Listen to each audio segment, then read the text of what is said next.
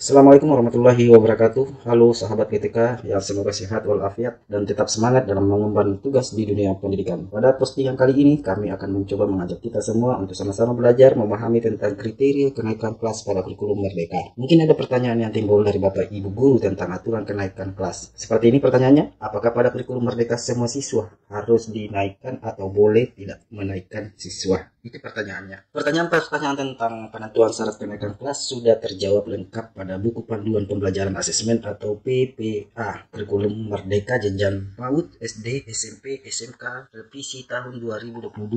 Untuk filenya, insya Allah kami akan lampirkan di akhir video ini. Baiklah, kita langsung saja menuju penjelasannya. Sebelum lanjut, perlu kami sampaikan terlebih dahulu kalau ini kami mengutip dari salah satu blog terkait dengan apakah peserta didik harus dinaikkan kelas secara keseluruhan. Yang pertama adalah mekanisme kenaikan kelas kurikulum Merdeka, bahwa satuan pendidikan memiliki kelulusan untuk menentukan kriteria kenaikan kelas.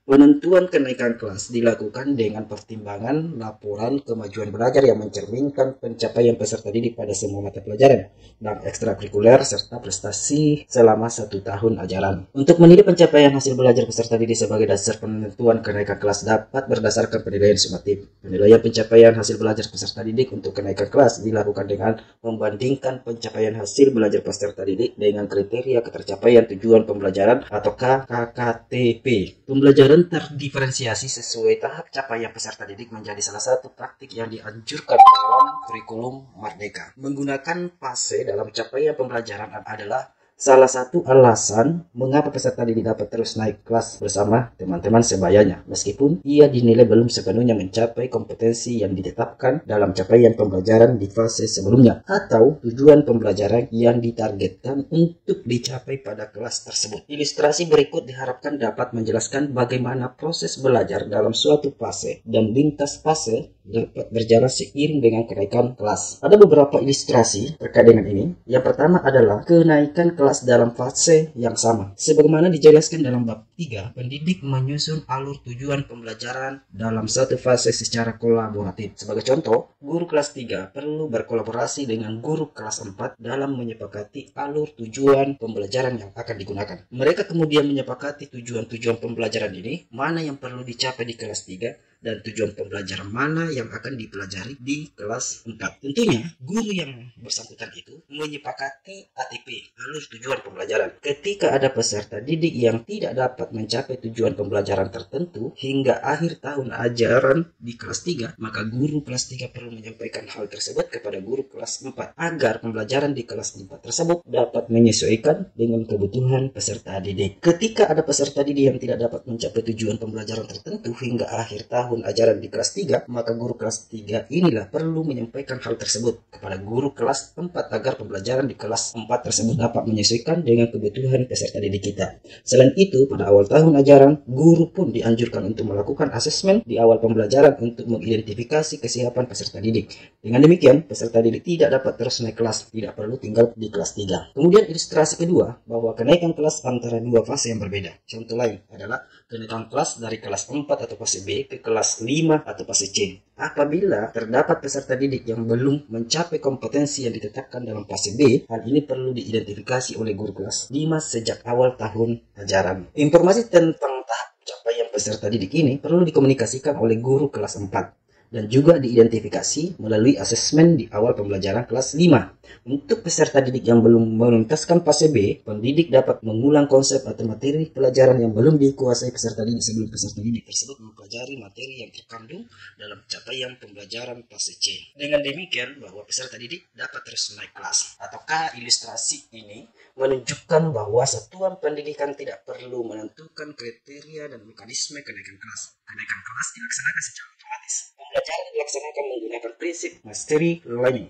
yang sangat sesuai dengan pembelajaran berdiferensiasi atau pembelajaran sesuai tahap capaian. Setiap peserta didik mempelajari tujuan pembelajaran yang sama dengan setiap pertemuan, namun bagi peserta didik yang tidak dapat mencapai kriteria ketercapaian tujuan pembelajaran perlu ditindaklanjuti dengan memberikan perlakuan khusus agar dapat mencapainya. Dengan kata lain bahwa tindakan untuk peserta didik yang berisiko tidak seharusnya menunggu hingga tahun ajaran, tetapi perlu segera diberikan. Kemudian, siswa tidak naik kelas. Apabila terdapat tujuan pembelajaran pada mata pelajaran tertentu yang tidak tercapai sampai saatnya kenaikan kelas, maka pada rapor peserta didik tersebut dituangkan nilai aktual yang dicapai dan dideskripsikan bahwa peserta didik tersebut masih memiliki tujuan pembelajaran yang perlu ditindaklanjuti di kelas berikutnya. Dalam proses penentuan peserta didik tidak naik kelas, perlu dilakukan musyawarah dan pertimbangan yang matang sehingga opsi tidak naik kelas menjadi pilihan yang paling akhir apabila seluruh pertimbangan dan perlakuan telah dilaksanakan.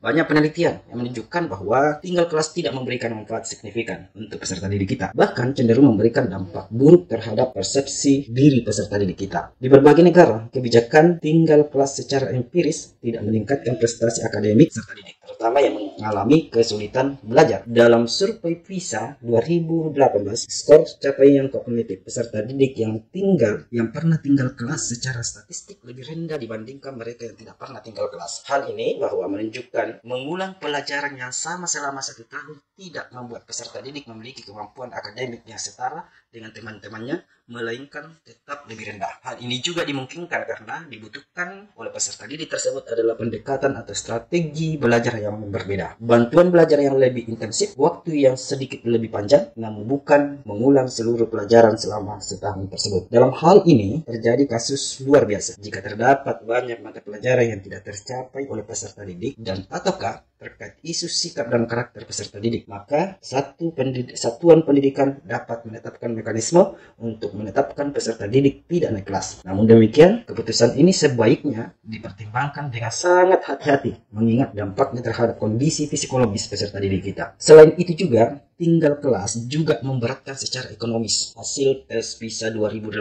juga menunjukkan bahwa di berbagai negara, mayoritas siswa yang pernah tidak naik kelas adalah siswa dari keluarga kelas menengah ke bawah. Ketika mereka tinggal kelas, biaya untuk mengulang 1 tahun belajar memberatkan keluarga sehingga mereka semakin rentan putus sekolah. Dengan demikian, bahwa kebijakan tidak naik kelas adalah kebijakan yang tidak efisien. Kami ulang bahwa kebijakan tidak naik kelas adalah kebijakan yang tidak efisien. Peserta didik harus mengulang semua mata pelajaran untuk jangka waktu 1 tahun penuh, padahal mungkin bukan itu yang menjadi kebutuhan belajar mereka. Terus, bagaimana alternatif atau solusi siswa yang tidak naik kelas? Beberapa contoh isu yang biasa yang menjadi faktor pendorong keputusan tidak naik kelas, serta alternatif solusi yang lebih sesuai dengan perkembangan dan kesejahteraan peserta didik kita. Salah satu contoh kasus, peserta didik mempunyai tujuan pembelajaran yang belum tuntas. Ataukah ada tujuan-tujuan pembelajaran yang hasilnya belum memenuhi pencapaian minimum? Nah, seperti apa solusinya? Ya, tentunya ada pertimbangan yang bisa diambil oleh sekolah. Dapat dipertimbangkan naik di kelas berikutnya dengan pendampingan tambahan untuk menyelesaikan tujuan pembelajaran yang belum tercapai atau belum tuntas. Ada juga contoh kasus bahwa peserta didik mempunyai masalah absen, ketidakhadiran yang banyak. Banyaknya jumlah ketidakhadiran disepakati oleh satuan pendidikan, sehingga satuan pendidikan mempertimbangkan hal yang bisa diambil. Dapat dipertimbangkan dengan mengetahui alasan ketidakhadirannya. Jika peserta didik tidak hadir karena kondisi keluarga, atau siswa yang membantu orang tua bekerja karena alasan ekonomi, bisa juga masalah kesehatan peserta didik kita. Maka dapat dipertimbangkan naik dengan catatan khusus. Jika alasan ketidakhadiran karena malas, meskipun kecil kemungkinan untuk naik kelas, peserta didik tetap dapat dipertimbangkan naik dengan catatan di rapor bagian sikap yang perlu ditindaklanjuti di kelas berikutnya. Misalnya, permasalahan ketidakhadiran harus diselesaikan dalam jangka waktu 1 tahun dengan cara konseling atau perlakuan khusus. Khususnya permasalahan ketidakhadiran. Wali kelas harus dapat mendeteksi permasalahan ini sedini mungkin sehingga tidak terjadi penumpukan jumlah ketidakhadiran dari peserta didik di akhir semester. Ada